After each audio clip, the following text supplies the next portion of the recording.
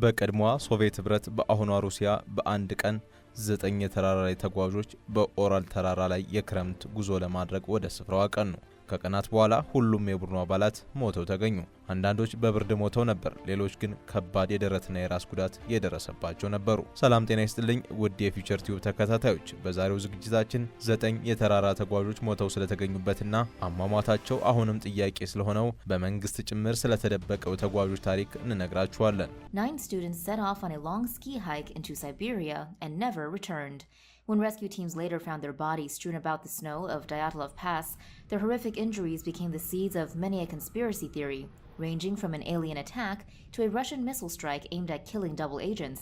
እንደ አውሮፓውያን አቆጣጠር በ1959 በቀድሞዋ ሶቪየት ህብረት በአሁኗ ሩሲያ 9 በሚማሩበት ዩኒቨርሲቲ ጎበዝ የነበሩ ተማሪዎች የተራራ ላይ ያልተሳካ ጉዞ አደረጉ። 10 የቅርብ ጓደኛሞች በክረምት ወቅት ከባድ የተራራ ጉዞ ለማድረግ ወሰኑ። ጉዞው ሲታቀድና መጀመሪያ ሲጀመር 10 ሰዎች ነበሩ። ነገር ግን አንዱ በጤና ምክንያት ጉዞውን ሰርዞ ተመለሰ።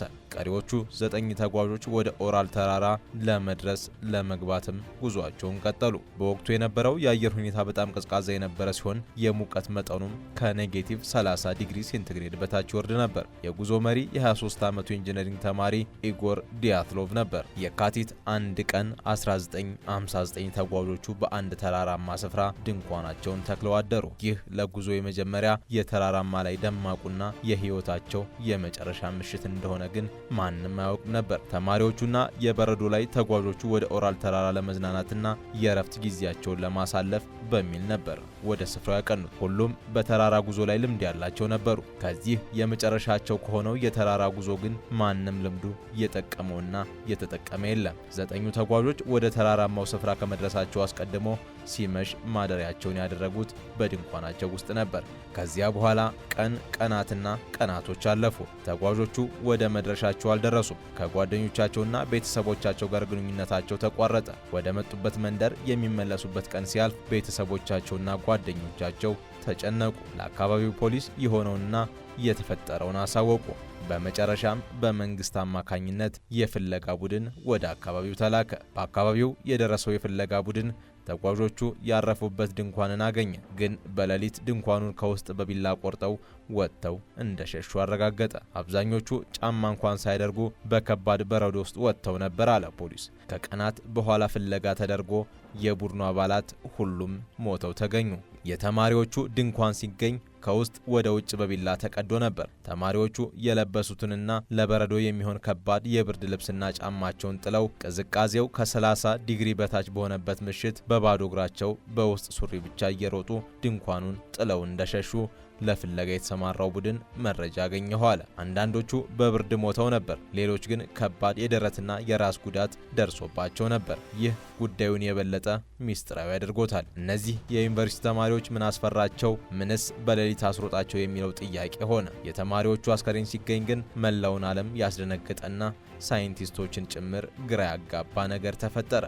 ለፍለጋ የተሰማራው የፖሊስ ቡድን አስከሬኖቻቸውን በተለያዩ ቦታዎች እንዳገኘ አስታወቀ። አንዳንዶቹ በብርድ የሞቱ ቢሆንም የ3 ተማሪዎች አጥንት ግን ልክ በከፍተኛ ፍጥነት በሚነዳ መኪና እንደተገጩ ያህል ተሰባብሮ ተገኘ። በአንዳቸው አካል ላይ ግን ምንም አይነት የውጭ ቁስል ወይም የመመታት ምልክት አልነበረውም። ከሁሉም በላይ የሚገርመው በተማሪዎቹ ልብስ ላይ ከፍተኛ የሆነ የራዲዬሽን ጨረር ተገኝቷል። ለጉዞው መጀመሪያ ለህይወታቸው መጨረሻ ምሽት ከተከሏት ድንኳን ራቅ ብሎ የእግር አሻራዎች ተገኙ። አንዳንዶቹ ያለ ጫማ፣ አንዳንዶቹ ደግሞ በቀላል ልብስ ብቻ ነበሩ። በአቅራቢያቸው በነበረ አንድ የዝግባ ዛፍ ስር የ2 ተጓዦች አስከሬን ተገኘ። እነሱ እሳቱን ለማቀጣጠል ሞክረው እንደነበር ምልክቶች ተገኙ። በኋላ ላይ ሌሎች 3 አስከሬኖችም በድጋሚ በዚያው በድንኳኑ አቅራቢያ ተገኙ። እነሱ ወደ ድንኳናቸው ለመመለስ ሲሞክሩ እንደሞቱ የምርመራ ውጤቶችና መላምቶች ይጠቁማሉ። ትልቁ ሚስጥር የቀሩት 4 አስከሬኖች ሲገኙ ተጀመረ። እነዚህ 4 የተማሪዎች አስከሬን ከባድ የውስጥ ጉዳት ነበረባቸው። አንዳንዶቹ የደረት አጥንቶቻቸው ተሰብረው ነበር፣ ሌሎች ደግሞ የራስ ጭንቅላት ጉዳት ነበረባቸው። ከሁሉም በላይ አስገራሚ የነበረው ነገር ግን የአንዲት ሴት አስከሬን ውስጥ ምላስ መጥፋቱ ነበር። ይህ ጉዳይ ለብዙ ዓመት ዓመታት የተለያዩ ግምቶችን አስነሳ።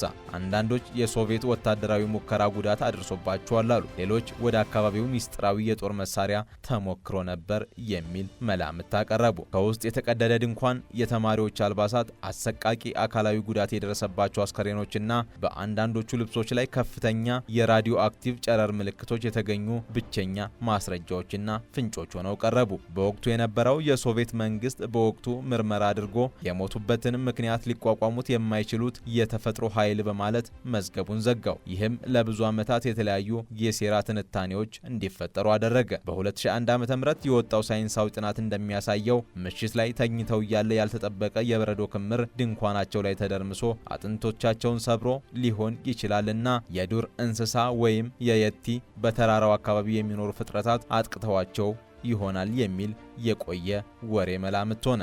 ዘጠኙ በአንድ ምሽት ድንኳናቸውን ቀደው በባዶ እግራቸው ወደ ውጭ እንዲሸሹና በአሰቃቂ ሁኔታ እንዲሞቱ ያደረጋቸው የ60 ዓመት ታሪክ ያለው ታላቅ የተፈጥሮና የሳይንስ ሚስጥር በሶቪየት ህብረት መንግስት መዘጋቱ ሌላ ጥያቄን ይዞ ቀጠለ። የምርመራው በድንገት መዘጋትና በሚስጥር መያዝ የሶቪየት ህብረት ባለስልጣናት ስለ አደጋው የሚገልጸውን የምርመራ መዝገብ ወዲያውኑ ዘግተው ለብዙ ዓመታት በሚስጥር አስቀምጠውታል። ይፋ የተደረገው ከብዙ አስርተ ዓመታት በኋላ ነው። ይህ አይነቱ ከፍተኛ ሚስጥራዊነት ህዝቡ፣ መንግስትና መከላከያ ሰራዊቱ የደበቁት ወታደራዊ ስህተት አለ ብሎ እንዲጠረጥር አድርጓል። ከተጎጂዎች መካከል የሁለቱ ተጓዥ ልብሶች ላይ ከፍተኛ የሆነ የራዲዮ አክቲቭ ጨረር ምልክት መገኘቱ በወቅቱ በቀዝቃዛው ጦርነት ወቅት ሶቪየት ህብረት በዚህ አካባቢ የሚስጥር የኒውክሌር ወይም የፊዚክስ መከላከያ ሙከራዎችን ታደርግ ነበር የሚል ግምት ስላለ ተማሪዎቹ ለዚያ ወታደራዊ ሙከራ ሰለባ ሆነዋል ተብሎ የሚነሳውን ጥያቄ ለመዝጋት ነው በሚል በመንግስት ላይ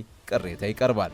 አደጋው በደረሰበት እንደ አውሮፓውያን አቆጣጠር በየካቲት 1 ቀን 1959 ዓ.ም በአቅራቢያው በነበሩ ሌሎች ተራራ ተነሺዎችና በወታደራዊ የአየር ላይ ሁኔታ ተመልካች በሰማይ ላይ የሚበሩ እንግዳ የብርሃን ወይም የእሳት ኳሶች ታይተዋል የሚል መረጃን አሰራጭተዋል። እነዚህ የበሩት አካላት የሶቪየት መከላከያ ሚኒስቴር ይሞክራቸው የነበሩ አህጉር አቋራጭ ባላስቲክ ሚሳኤሎች R7 ICBM ወይም የሮኬት ፍንዳታዎች ሊሆኑ እንደሚችሉ በሰነዶች ተረጋግጧል።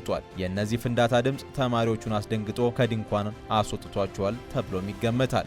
በቡድኑ ውስጥ ከተጓዥ ተማሪዎች መካከል ከተካተቱት ውስጥ በሁለተኛው የዓለም ጦርነት ተካፋይ የነበረው ሴሜኒዮን ዞሎታሪዮቭ ከሶቪየት የደህንነት መስሪያ ቤት KGB ጋር ግንኙነት አለው ተብሎ ይጠረጠራል። አንዳንዶች እሱ ወደዚያ የተላከው ከተማሪዎቹ መሃል የኒውክሌር ዕውቀት ያላቸውን ለመቆጣጠር ወይም ከአሜሪካ ሰላዮች ጋር በሚስጥር ለመገናኘት ነበር የሚል የሰላይ ታሪክን ያነሳሉ።